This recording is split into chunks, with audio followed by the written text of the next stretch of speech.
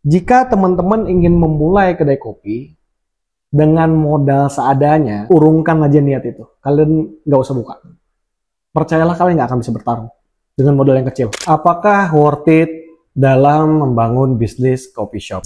Di sini aku pengen berbagi cerita tentang perjalananku membangun sebuah kedai kopi kecil yang kami bangun di tahun 2020. Di zaman itu memang keadaanku sangat sulit, keadaanku tuh minus, keadaanku itu bener-bener yang mungkin kalau dari kalian berada di keadaan itu mungkin nggak tahu ya kalian bisa bertahan apa enggak gitu.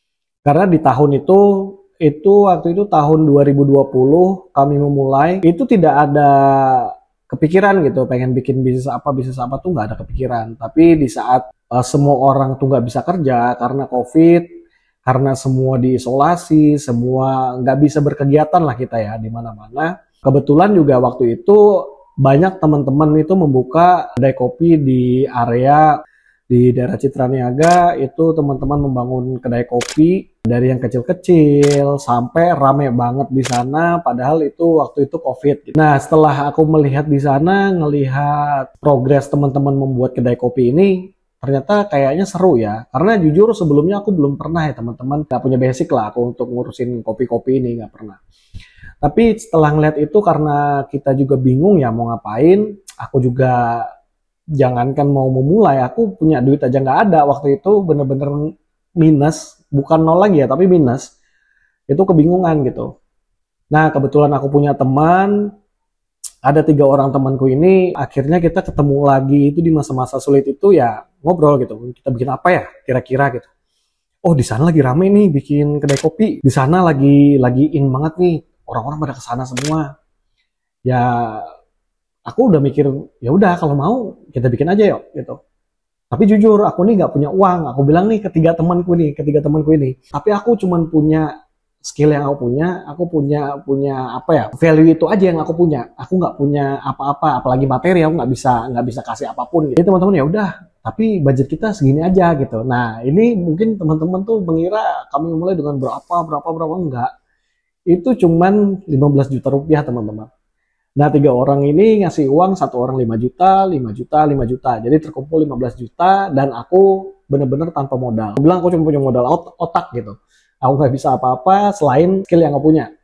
Jadi akhirnya kita coba mau bikin, cuman belum ada namanya, kita masih coba cari-cari tempat dulu lah, di mana ya gitu. Akhirnya kita coba ke tempat orang-orang yang rame itu, di daerah Citra itu kita lihat, oh ternyata ada sih yang kosong tapi harganya udah nggak masuk akal gitu. Harganya tinggi banget, sewanya setahun 30 juta, 50 juta, bahkan ada yang 70 juta sampai kan. Ya kita mikir, wah ini kalau 70 juta cuman sewa kayaknya nggak bisa deh. Nah aku tipikal orang yang terbiasa ngerintis ya. Nggak mesti langsung bikin yang gede gitu, langsung bikin yang 1M, 2M gitu. Enggak lah, kayaknya modal kecil bisa kok. Nah akhirnya aku berinisiatif ke teman-teman, aku bilang coba kita cari tempat di luar deh. Kita coba cari tempat di luar yang sekiranya dengan budget segitu kita bisa. Gitu. Akhirnya cari-cari tempat. Kebetulan waktu itu ada di daerah Margisa, kebetulan tempat teman. Sebelumnya juga teman itu ada kedai kopinya di situ, cuman udah pindah ke daerah Citra tadi. Akhirnya itu kosong. Nah tapi aku bilang nih kayaknya bisa nih di sini karena masih masuk di area kota, walaupun agak masuk ke dalam gang gitu. Aku bilang ya kayaknya bisa deh. Bisa di sini. Ya udah, kita mulai waktu itu dengan temanku itu sewa kurang lebih 900.000 satu bulan.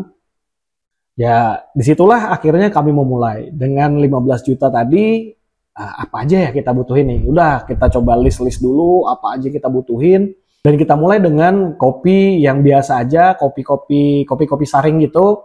Dan aku juga diajarin oleh salah satu teman yang punya kedai kopi saring gitu, tapi yang udah di Samarinda tuh udah gede banget lah dia. Diajarin sama beliau, begini caranya, menu-menunya begini, sisanya tinggal dikembangin aja kata dia. Akhirnya jalan. Pertama kita buka waktu itu karena COVID kan mungkin orang-orang tuh cari tempat tersembunyi kan. Jadi punya kami ini ada di dalam gang. Jadi di dalam gang itu cuman ada aku dan 3 orang teman ini. Cuman ya 3 orang teman ini tidak banyak membantu lah untuk produksi ya, untuk produksi makanan, minuman dan lain-lain. Jadi semuanya aku di sana, plus aku ajak adik iparku kemarin untuk bekerja di situ, untuk ya bantu-bantu lah. Ya hari pertama kita opening itu aku kaget gitu. Ternyata rame banget ya gitu. Waktu itu kan dengan strategi ini aja, aku coba undang-undang orang aja, aku tag orang-orang di Instagram, aku ajakin mereka bahwa kami ada buka nih di sini. Nah tapi sebelum itu terjadi, yang belum aku jelasin soal ini pembuatan nama gitu. Mungkin teman-teman ada yang mikir, oh kok namanya Papa Muda ya? Papa Muda tuh dari mana ya? Historicalnya tuh kok bisa dapat nama Papa Muda? Jadi sebenarnya simple teman-teman.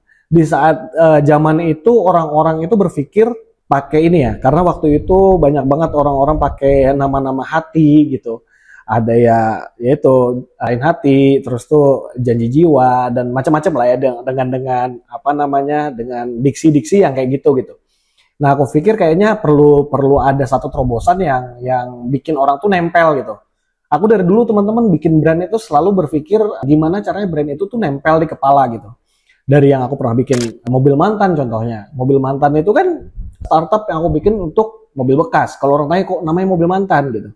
Itu sesimpel mobil mantan itu kan artinya mobil bekas gitu. Mantan artinya bekas, sesimpel itu. Tapi dengan aku bungkus begitu tuh sangat eye catching gitu. Jadi enak narik attention orang. Kalau Papa Muda, aku pikir ini kayaknya enak untuk aku bawa kemana-mana gitu. Gimmicknya aku bisa bawa ke sana, bisa bawa ke sini gitu. Untuk bikin sebuah brand itu sampai detail, sampai ke arah misalnya nanti kalau di Instagram balasin orang-orang komen itu gimana ya? Kalau orang kan biasanya balas tuh Mimin lagi ini nih, Mimin lagi ini. Nah aku pengennya Papa gitu. Jadi Papa ini nih, jadi nyebutnya udah begitu. Itu aku pikir tuh gimmick yang bisa aku bawa kemana-mana gitu. Bikin banner di depan kedai itu udah aku pikirin semuanya sebenarnya. Nah jadi mungkin lanjut ke kita waktu opening. Di saat kita opening itu aku kaget, ternyata teman-teman tuh banyak banget yang datang karena kebetulan teman-teman di kedai kopi itu beberapa owner-owner ya aku kenal, beberapa teman-teman ini gitu. Akhirnya mereka datang, mereka cobain segala macam ya, kita diskusi segala macam lah. Ternyata yang aku nggak tahu di saat malam itu selesai kita udah capek banget ini. Besoknya aku udah siapin tuh. Aku bilang nih malam ini nih pasti rame lagi nih, aku pikir gitu. Ternyata teman-teman sepi banget. Karena itu waktu itu malam minggu, karena kita di dalam gang, orang mungkin nggak ada yang kepengen nongkrong di dalam gang gitu. Jadi orang memilih ke tempat-tempat yang memang rame gitu. Di Citra tadi salah satunya, di mana-mana yang menurut mereka rame. Nggak ada yang datang cuma ada beberapa orang lah, itu pun teman-teman dekat gitu yang datang. Nah, jadi aku pikir kok sepi ya gitu. Aku bingung nih kok malam minggu sepi ya, mungkin ya, tapi orang-orang cari tempat yang lebih ramai gitu. Karena apa, posisi kedai kopi kami itu di dalam gang gitu. Jadi yang mampir tuh ya cuman teman-teman dekat, teman-teman yang memang kita kenal lah ya untuk ngobrol. Aku sempat sedikit down karena apa? Aku pikir tuh bisa ramai terus ya gitu. Karena jujur teman-teman, aku tuh basic itu nggak pernah bisnis F&B sebelumnya, kecuali yang waktu jualan jus ya. Nah, sementara kami pengen setiap hari Minggu tuh libur gitu. Jadi waktu itu malam Minggu ya, akhirnya Minggu juga libur. Ya udah, aku pikirkan ini gimana lagi ya? Apa yang harus aku buat ya? Senin kita buka lagi. Oh datang rame, tapi tidak serame di awal-awal. Nah terus berjalannya waktu, aku nggak tahu juga. Tiba-tiba tuh teman-teman tuh memang sering nongkrong di situ. Teman-teman deket ya, teman-teman yang memang teman-teman kerja dulu. Nah jadi dengan belanjaan teman-temanku ini, orang-orang sales ini tuh udah gede menurutku waktu itu. Jadi aku nggak kepikiran tuh untuk datengin orang-orang lain sebenarnya. Tapi di luar itu aku selalu mikir gimana caranya aku bikin ini kedai itu ramai gitu. Jadi dari dulu teman-teman, aku tuh selalu lakukan hal-hal yang menurutku orang-orang itu tidak lakukan. Salah satunya adalah aku coba bikin kupon waktu itu, aku bagi-bagi di lampu merah karena kebetulan kedai kami itu dekat dengan lampu merah. Jadi aku bagi-bagi di lampu merah sama teman-teman yang ada gitu. Jadi kita bagi-bagi biar orang datang, biar orang ngelihat oh alamatnya di sini, kita bikin mapnya di belakang. Kalau dia bawa kupon dia dapat free 1 minuman gitu. Buy one get one.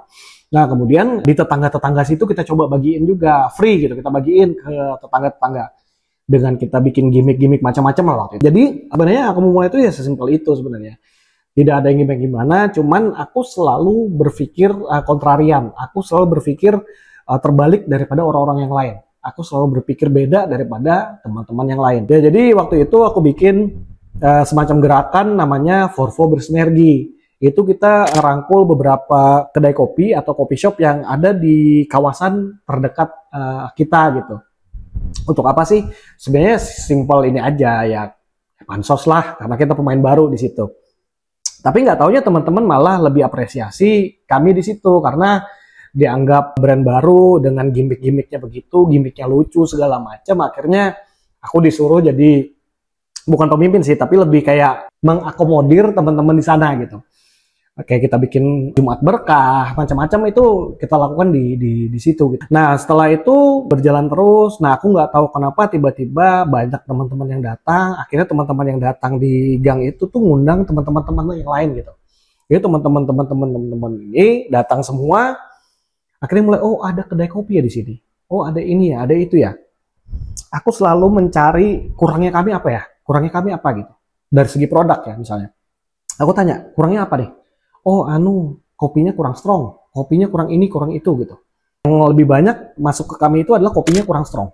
Jadi, karena dia mungkin karena pakai kopi saring ya, aku pikir gitu. Ya udah kita pakai espresso gitu. Akhirnya kita mulai beli Rockpresso waktu itu. Rockpresso kita beranikan beli Rockpresso, akhirnya kita bikin espressoan, kita bikin sirup-sirupan akhirnya. Dari situlah awal mula Papa Muda itu punya pelanggan yang cukup banyak. Dan di situ juga tuh aku akhirnya ngerasa banyak perubahan yang terjadi karena orang banyak yang suka dengan menu-menu yang kami buat gitu. Terutama ya teman-teman dekat, akhirnya gini dong kalau bikin kopi gitu. Gini dong gitu.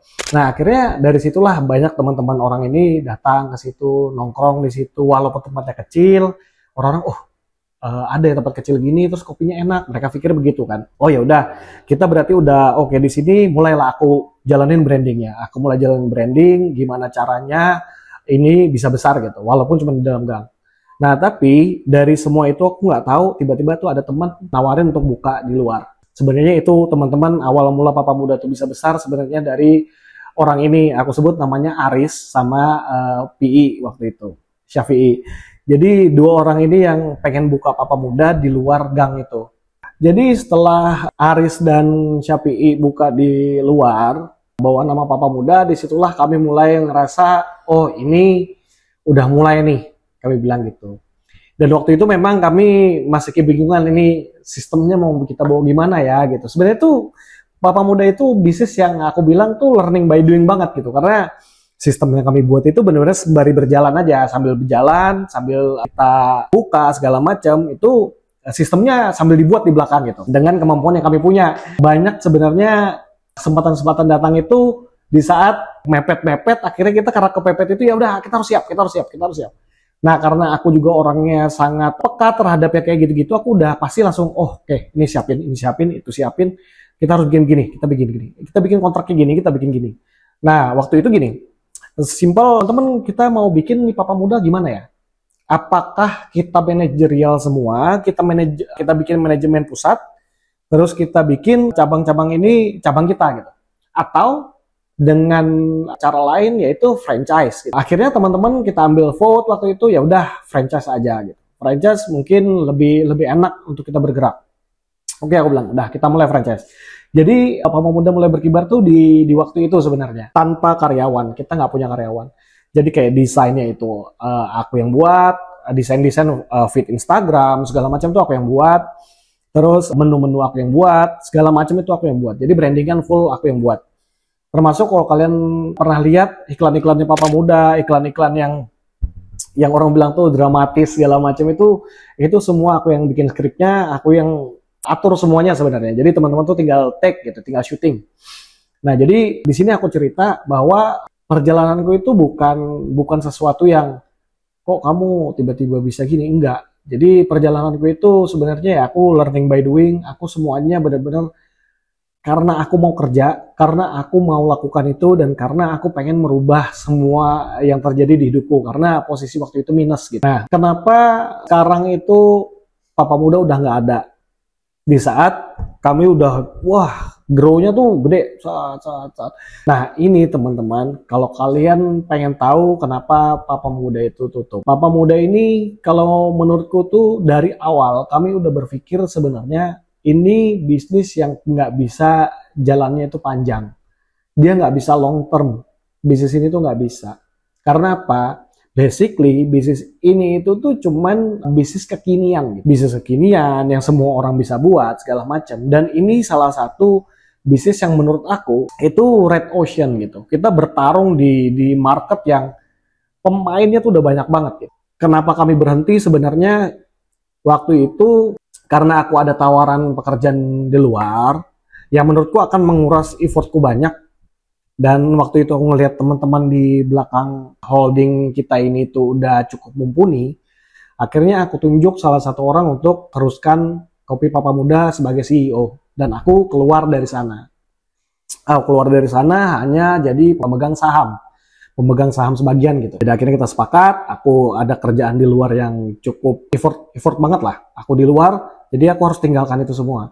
Tapi kita tetap support gimana caranya nih jalan. Sembari berjalan kita nggak tahu tiba-tiba di tengah jalan kita ngerasa loh animonya udah begini ya, udah berkurang ya.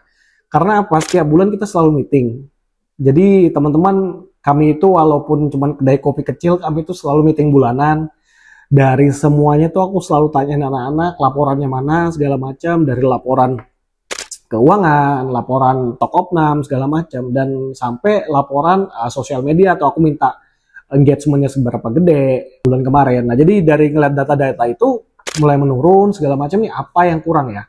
Kita coba tambah menu, ternyata masih nggak bisa. Nah, mungkin aku bilang ini waktunya kita exit.